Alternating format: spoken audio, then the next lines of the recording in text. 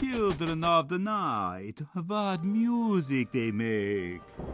Plot to Dracula, 1931, starring Bela Lugosi as Dracula. Renfield is a solicitor traveling to Count Dracula's castle in Transylvania on a business matter. The local village people fear that vampires inhabit the castle and warn Renfield not to go there. Renfield refuses to stay at the village inn and asks his carriage driver to take him to the Borgo Pass. He is driven to the castle by Dracula's coach, with Dracula disguised as the driver. En route, Renfield sticks his head out the window to ask the driver to slow down, but sees the driver has disappeared. A bat leads the horses. Renfield enters the castle and is welcomed by the charming but eccentric Count, who, unbeknownst to Renfield, is a vampire. They discuss Dracula's intention to lease Carfax Abbey in England, where he intends to travel the next day. Dracula hypnotizes Renfield into opening a window. Renfield faints as a bat appears, and Dracula's 3 wives close in on him. Dracula waves them away, then attacks Renfield himself. Aboard the schooner Vesta, Renfield has become a raving lunatic slave to Dracula, who hides in a coffin and feeds on the ship's crew. When the ship reaches England, Renfield is discovered to be the only living person. He is sent to Dr. Seward's sanatorium adjoining Carfax Abbey. Elsewhere, at a London theater, Dracula meets Seward. Seward introduces his daughter Mina, her fiancé John Harker, and a family friend, Lucy Weston. Lucy is fascinated by Dracula. That night, Dracula enters her room and feasts on her blood while she sleeps. She dies the next day after a string of blood transfusions. Renfield is obsessed with eating flies and spiders. Polymath doctor Professor Van Helsing analyzes his blood and discovers his obsession. He starts talking about vampires, and that afternoon, Renfield begs Seward to send him away, claiming his nightly cries may disturb Mina's dreams. When Dracula calls Renfield through the medium of a wolf howling, Renfield is disturbed by Van Helsing showing him wolf's bane, which Van Helsing says is used for protection from vampires. Dracula visits Mina asleep in her bedroom and bites her. The next evening he enters for a visit, and Van Helsing and Harker notice that he does not have a mirror reflection. When Van Helsing reveals this to Dracula, he smashes the mirror and leaves.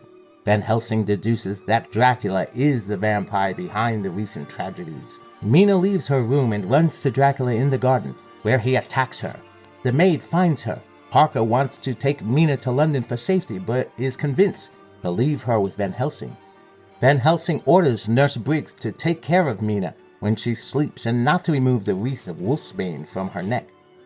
Renfield escapes from his cell and listens to the man discussing vampires.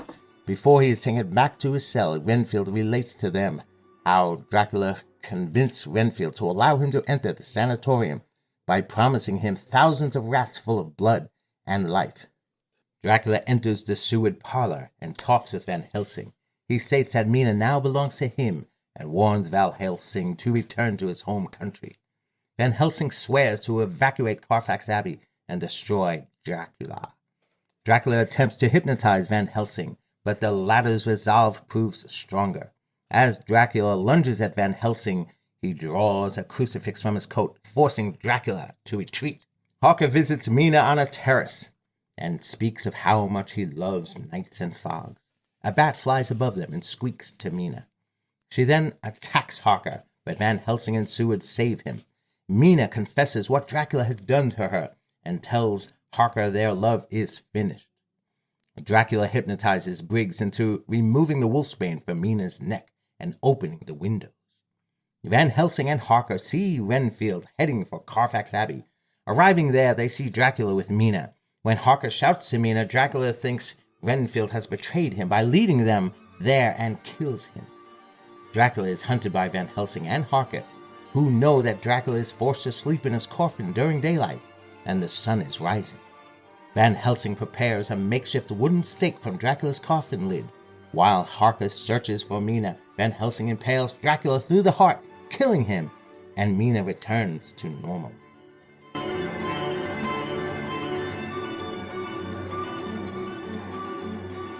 Welcome to Castle Dracula. I'm here with my boss, Ryan. Hello. I've seen this film a zillion times, and I really love Bella's performance. But what were your initial impressions, Ryan? Overall, so you said this was 1931? 1931. It's amazing for its time. Usually when you see movies, at least from the older times, they can be a little bit shaky. Just the actors are not, like, they don't seem too much into it. But this movie is the huge exception. They took a lot of time into this. Overall, first thoughts, I enjoyed it very much. What did you think of Bela Lugosi's performance as Count Dracula? He was great. When you're the one person to set bar for what a Dracula should be, you end up being that image. What more is there to say, really? I mean, you have all kinds of different iterations and different takes on what Dracula is, and they all lead back to the same place. His Dracula is different than the book, but he's the Dracula we all remember. When you look at Dracula in Halloween lore, he's always in a dinner suit with a cape, and that's Lugosi. His stare, I thought, was one of the most amazing things about him. He had that very expressive stare. He would do the spider fingers when he was hypnotizing. His line delivery, his natural Hungarian accent added to the foreignness of the creature. There were two other performances that I thought somewhat rivaled his. His henchman, Renfield, by Dwight Frye, was utterly brilliant. Yeah. The guard at the Seward Sanitarium with the thick English accent was hilarious. Yeah, and I thought Renfield he's the first person we're introduced to. We see him very early. Off the rip, just instantly. He kind of, not connected, but I clicked with him. He was, like, his acting was really good all throughout. And after he gets hypnotized, he's under Dracula's control, he gets that much more better. That character was played really well. He has one of the greatest laughs of all time. Heroes, of course, they had Dr. Van Helsing, played by Edward Van Sloan. The two scenes where he squares off with Dracula. The first time with the mirror was really cool. And then when he overcame Dracula's hypnosis and scared him off with the cross was really excellent too. I thought Van Helsing allowing Dracula to brag like he did was brilliant, because that's how they found out Mina was a problem. If they hadn't done that, Jonathan Harker would have been dead. He gave him sort of a false sense of superiority and then let him in with that. Coming from viewer standpoint, if you're going to be a hero in a villain story, you don't want to be overly cocky about it, because that can get you into trouble. I love the sets in here. Every time they show Dracula's powers, like he walked through the web, the reaction of Dwight Frye totally sells it, right? That, wait a minute, what did this guy do? And then, of course, the camera work is amazing when you think about what kind of camera you had in 1931.